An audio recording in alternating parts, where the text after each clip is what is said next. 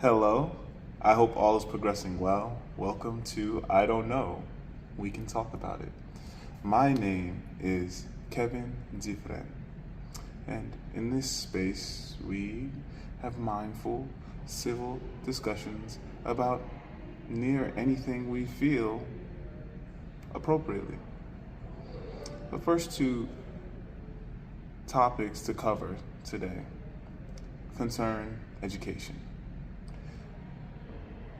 First, we're going to discuss the book banning generally because of how important freedom of speech is and how text can correlate to speech. Of course, the types of books and the grades in which these books are connecting vary per locality.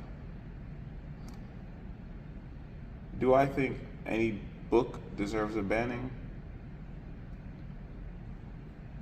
Growing up, well, we have access to texts like Mein Kampf, etc. The idea is not to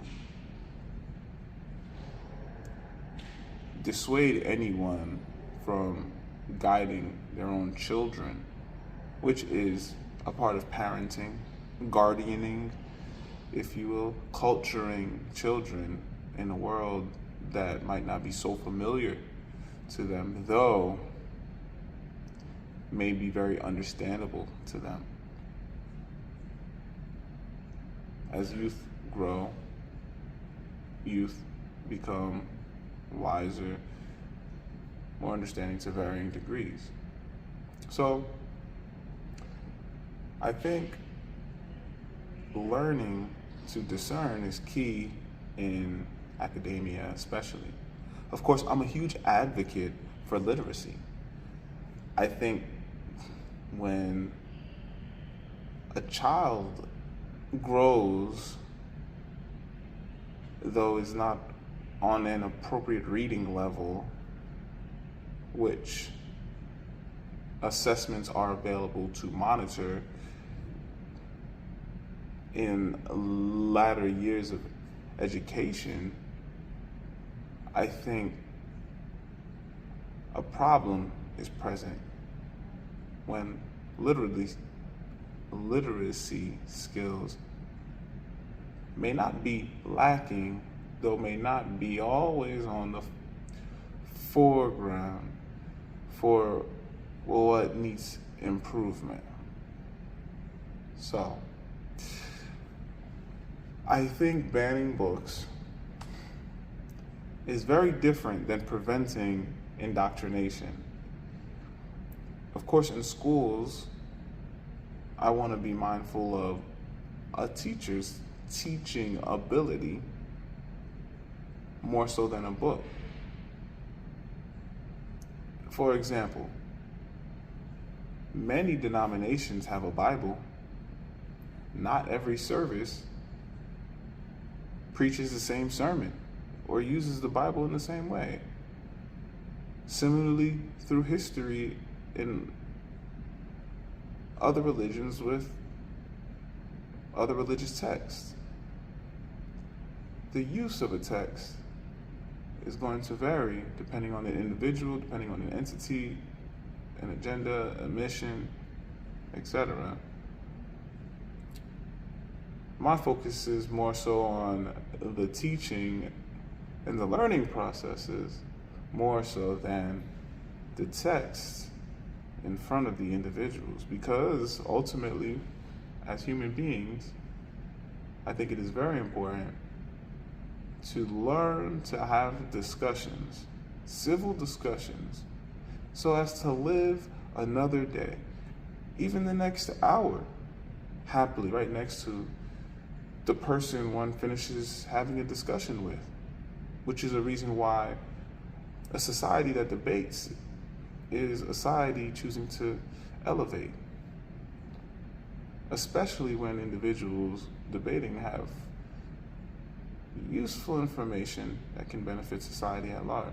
Of course, we do see debating in different forms nowadays because of the vast mediums of communication, though formal debates are highly recognizable in settings that are safe and secure for individuals proceeding, choosing to acknowledge civil procedures, civil manners, to have a discussion, to live another day.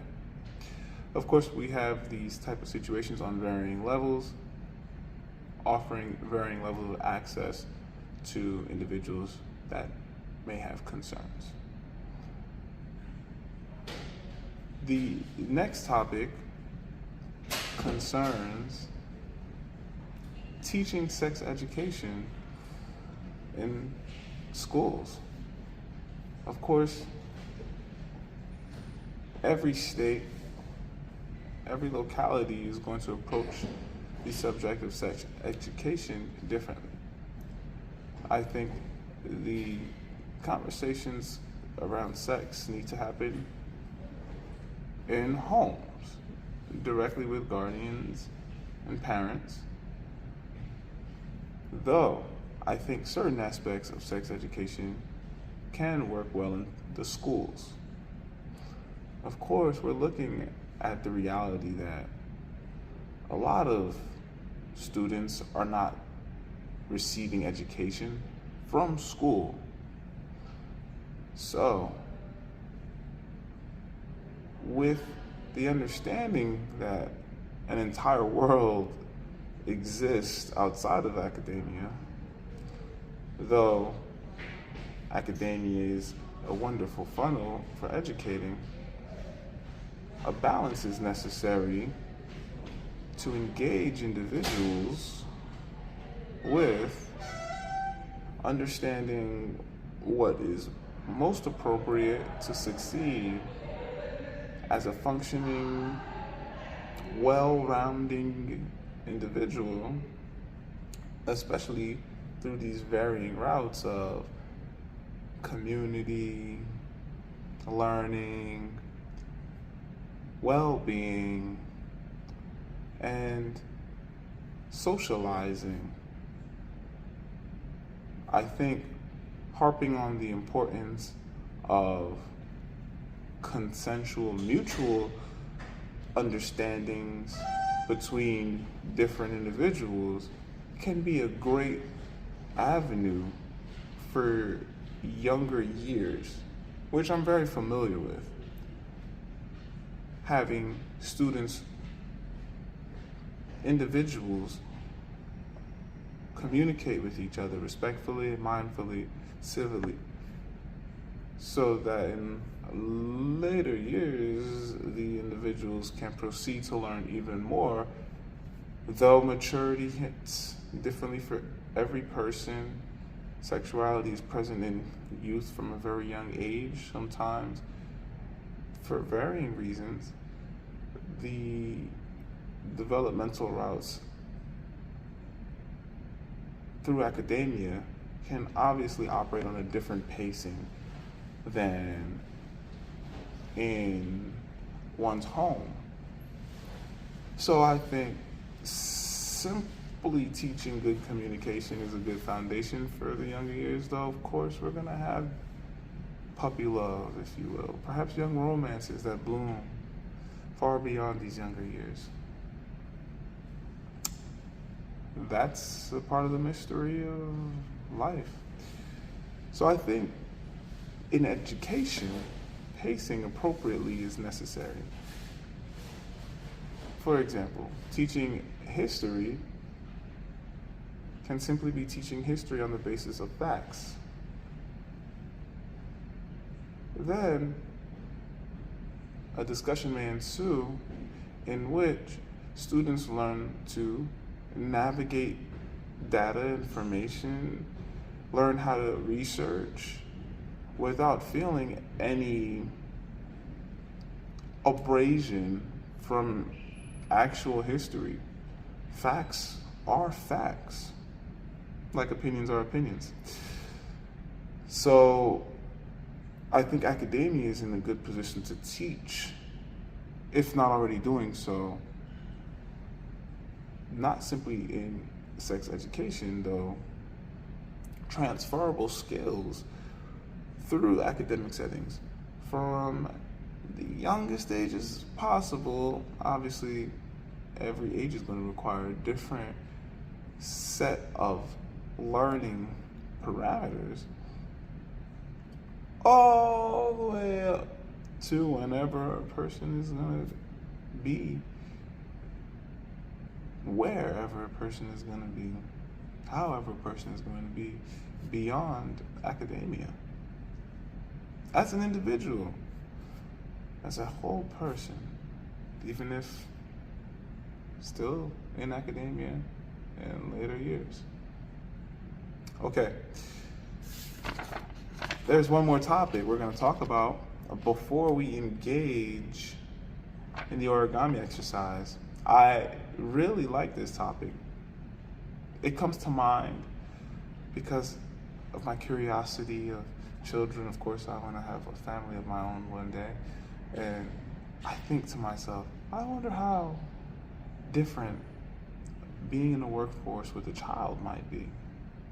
So I find an older article which connects to an organization that actually works to find companies, entities that have procedures allowing for babies to come into the workspace. I'm just sharing the fact that I think that's a cool idea. I do think it brings a different sense of being in the workplace as a reminder of a wonderfully vast world that we are living in, the potentials of humans, because when a child is in the mix, when family is in the mix, of course, dynamics are completely different. So I wonder how that is. Some of the examples in the article show that there are methods that can work in the organization that is a little bit in a different processing right now due to COVID, has guidance about having a child in the workspace. So I think the curiosity leads to an interesting find. So I want to share that. What do you all think about any of these topics? Please share your opinion, of course, like I'm sharing mine, because these are wonderful topics and they're very important to be considering, especially in the days ahead of one's life. Very important to be able to have a civil discussion, human being. All right, so next, the origami today is going to be of a rectangle design, because I literally have the rectangle paper with me only. So I am making something that might look kind of familiar. It's a very interesting item. I'll tell you at the end. How about that? It's going through a few folds right now. So the first few folds I do, just so you know, because you have to know, right? First, I fold in the corner for each one. Rectangle papers are very different from squares. So I fold in the corners first. Then I fold this in half to meet the corners. Next, I have to fold this triangle flap up, right? So I fold this triangle flap, ready? I'm gonna fold this triangle flap up. Now it's a little bit uneven. So I fold it up here, see it? Boom, I fold this flap up. Next, I have to take this bottom flap here. I'm just gonna fold it up. Okay? I fold it up here. See, I fold it up here. And then I take this. So then I take this other portion. You see this part, this triangle that I opened up? I'm actually gonna open it up right now. Okay. Ready. This is gonna be kind of tricky, I think. Let's see how it goes. Okay. Oh. Alright, you see, so what I've done is I've taken that triangle flap from beneath and I just kind of, I opened it up so it's squared out. So it's squared out. I'll just show it to you here. See, as you can see, once I fold in the sides, it goes in here. See that? I fold it back down. I fold it back down. And then, just fold it right here. Okay. And so it folds out like that, so it's square. So the next part about this is, so I fold this down. I fold this part down, right? But there's more. I actually have to fold this. I can fold it down here due to the length of it. I can fold this. Let me see. I can fold the cornering up here, or I can come in here and fold it. What you do is completely up to you. Okay, I fold it in, and look, I bring it down. I bring it down to this. I bring it down to this portion right here, and look, I have an envelope. It's really cool, I think, to have a cute little way to make an envelope. What do you know? So this is how I make an envelope from a rectangle piece. So I think it's a neat way to send a message locally. At the same time, I think that you can practically use this, tape it securely, of course, because you know in envelopes sometimes the glue holds the envelope together.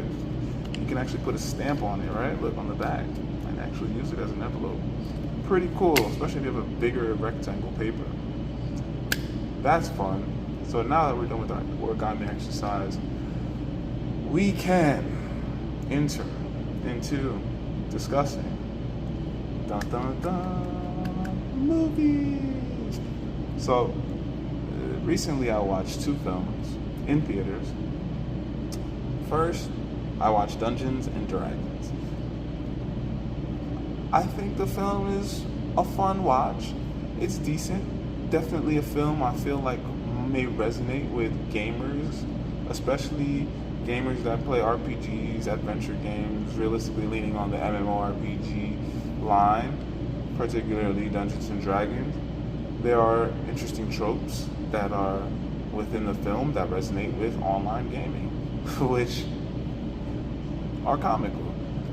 The film is definitely action dramedy, way more comedy than drama, with touching lessons, of course, all throughout. And we really get into a journey of being on side quests, and a very parodic journey of online gaming. The mix of meeting characters, side quests, storylines, the perpetual repeating storylines for varying characters, how variants might look in a game that changes with storylines, for example. So there are all these working tropes comedically. So I think Dungeons and Dragons is a good film to watch in theaters, a fun, gentle film, not too graphic, not too aggressive. It is, like I say, an action dramedy with more comedy and action. A few cool elements that I think gamers might appreciate. The next film I watch is Air. I like Air. The idea of Nike's collaboration progress with Jordan's presence is very cool. I think the film does a lot more than bring Jordan to the table, Michael Jordan, the basketball player. The film, of course, is bringing a brief history about Nike all throughout. There's a mic drop moment in the film which, for a lot of reasons, might just linger forever as necessary. It might be there as necessary because of reasons I don't know. I just recall seeing one scene discussing which basketball players to scout, to support. And there's a one scene that stands out. And I think it's fascinating you have a basketball player on that team, that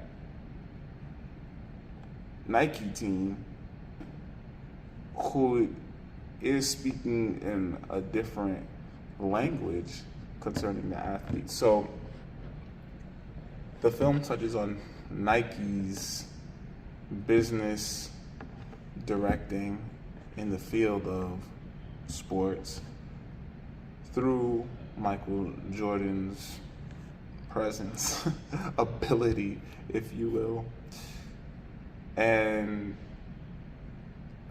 being an athlete, particularly a basketball player, how one may proceed, especially during the times of which Nike is in that film, how other sports might exist, how people that consume or support make up more of not just an economical global presence, America, though are present as individuals with feelings that enjoy like any other person might. So of course the times are relevant for the film. I think that outcome of the film plays out in different scenes, because ultimately, as much as the film is about Michael Jordan's impact, his family's impact and connection to basketball, the film is also showing the importance of family, the importance of being financially sound, the importance of understanding business, navigating business, particularly at that time, though, possibly relevant in modernity. So I think the film brings a lot of other valuable aspects to the table other than, whoa, MJ, we're talking about how important each role in a community can be, especially when everyone shows up. That's very, very present in the film. And I think I like how they posited in the film, because each person's role seems to be so important for the reason of making such great change. And some instances prove in an exponentially compounding way to be more relevant later down the line. I don't want to spoil the film. I like the film. I think the film is good. I think both films, Dungeons and Dragons and Air, are worth watching in theaters.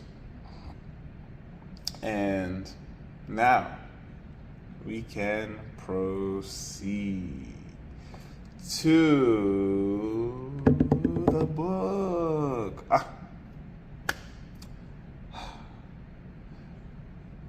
The Black Woman's Guide to Understanding the Black Man by Mrs. Ali. Now, I find the text to be very tongue-in-cheek. I find myself laughing while reading the text in many instances, though she has an accompanying text, which is The Black Man's Guide to Understanding the Black Woman. And excuse me for using these terms that I think are very racially sensitive. Individuals of African descent is my preferable choice of terms to use.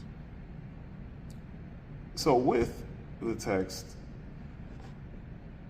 Miss Ali is bringing a lot of history and stereotypes to the table, breaking them, talking about them at different levels to show that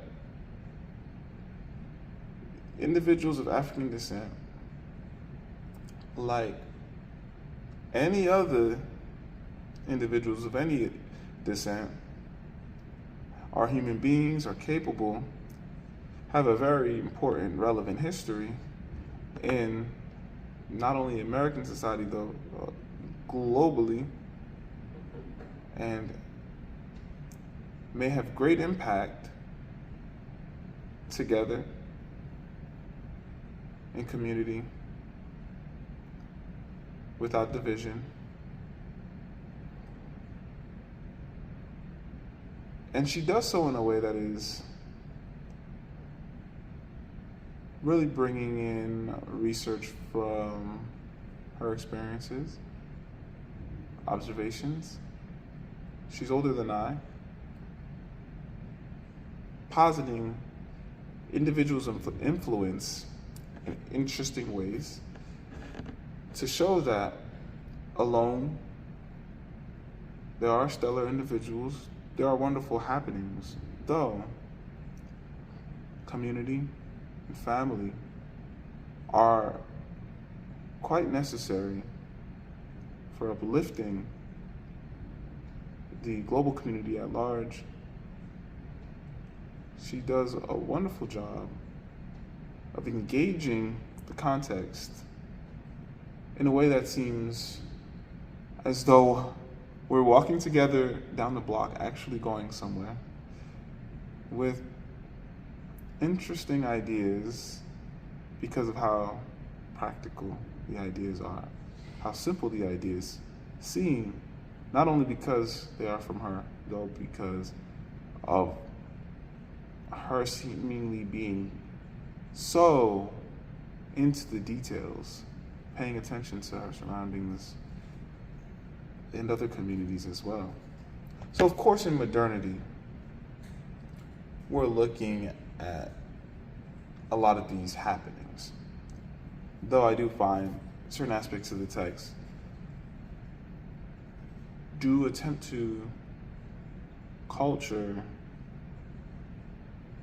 beyond the 90s, beyond the eras of which she discusses. She branches through, of course, the mid-20th century on in a way that seems so ready for the 90s, which it is, though holds many sentiments true and relevant for now. Community's huge, family's huge. I think even more so now. One aspect of community she brings up is the valuing of a human being as a human being without bias, without constructive stereotypes, in a way of viewing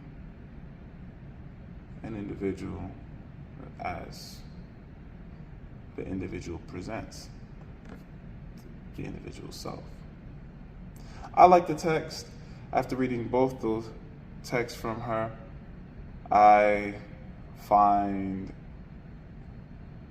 a lot of mature aspects in social relations in general because of how relevant her points are, arguably, especially in connection to love, romance. Do I like one more than the other?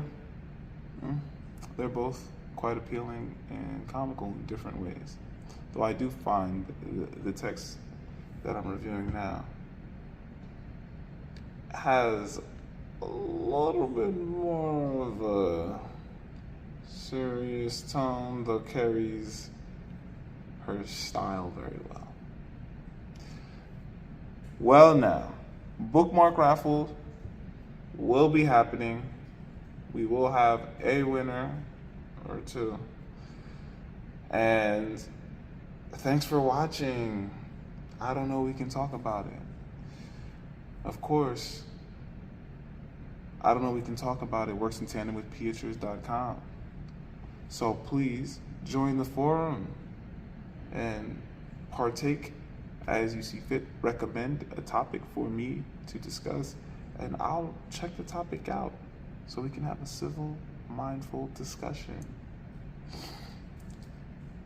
Individuals that may win the bookmark raffle will receive direct contact from me. I will not present those individuals on this show.